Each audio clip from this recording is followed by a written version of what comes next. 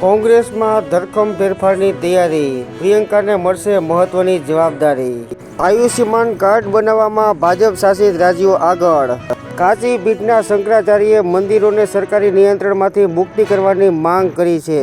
હિન્દુ મંદિરોને સરકારી નિયંત્રણમાંથી મુક્ત કરો અને તેમને યાત્રાધામ સંસ્થાને સોંપો। દરેક વકીલે વર્ષમાં એક ગરીબ વ્યક્તિનો કેસ મફતમાં લડવો પડશે।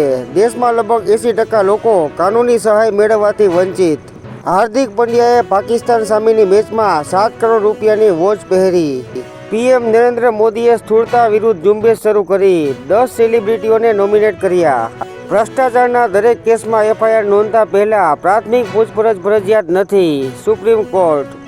નરાધામ પતિ આને કહેવાય। પત્ની સાથે ગયો પ્રયાગરાજ, હત્યા કર્યા પછી કુંભમાં ગુમ થયાનું કહ્યું। 48 વર્ષીય નફ્ફટ પતિ પછી પોતાની પત્ની ગુમ થયાની ફરિયાદ નોંધાવતા પોલીસ સ્ટેશને પણ ગયો।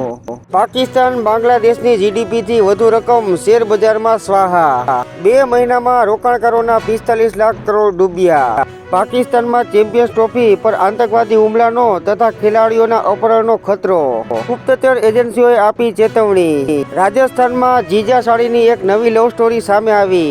જીજાએ પત્ની અને 2 બાળકોને છોડી દીધા। જીજાના પ્રેમમાં પાગલ થઈ 20 વર્ષની સાળી સગી બહેનનું ઘર ઉજાડી ને લીવ ઇન રિલેશનશીપમાં રહેવા લાગી। રાજકોટમાં સર્વજ્ઞાતિ સમૂહ લગ્નમાં છેતરપિંડી પ્રકરણ, જેમાં 4 આરોપી જામીન મુક્ત। પાન મસાલાની જાહેરાત બદલ કોર્ટે શાહરૂખ ખાન, અજય દેવગન અને ટાઈગર શ્રોફને ફટકારી નોટિસ। રાવલપિંડી એક્સપ્રેસે પાકિસ્તાની ખેલાડીઓ સિલેક્ટર્સ ઉપર સવાલો કર્યા। જેવું મેનેજમેન્ટ એવા ખેલાડી, સ્કિલ સેટની જાણકારી જ નથી, શોએબ અખ્તર। બાંગ્લાદેશમાં ગુસ્સે થયેલા લોકોએ એરફોર્સ બેઝ પર હલ્લાબોલ કર્યું, એકનું મોત, સેનાએ સંભાળ્યો મોરચો। ટીએમસી નેતા અભિષેક બેનર્જીના નિવાસસ્થાનેથી 100 મીટર દૂર બોમ્બથી ઉડાવી દેવાની ધમકી। ની જગ્યાએથી 2 દાવો ન કરેલા કાર્ટૂન બોક્સ મળી આવ્યા। ડોગ સ્ક્વોડ ઘટના સ્થળે પહોંચી ગયું।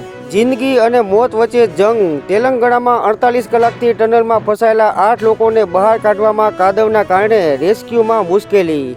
મુખ્યમંત્રી મમતા બેનર્જીની મોટી જાહેરાત, રેસિડેન્ટ ડોક્ટરોના પગારમાં 15,000 રૂપિયાનો વધારો કરાયો।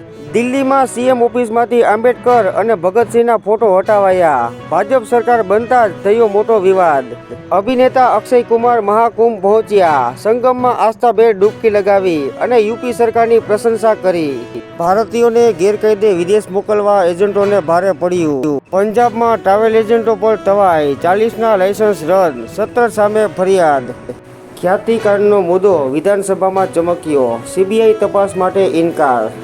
સરકારે ભરતીની જાહેરાત કરી પણ અમલ કર્યો નહીં। ગાંધીનગરમાં ટેટના ઉમેદવારોનો હલ્લાબોલ, 250ની અટકાયત કરાઈ। બેંકમાં કાયદેસરની એન્ટ્રી કરાવી આપવાનું કહીને 85 લાખની છેતરપિંડી।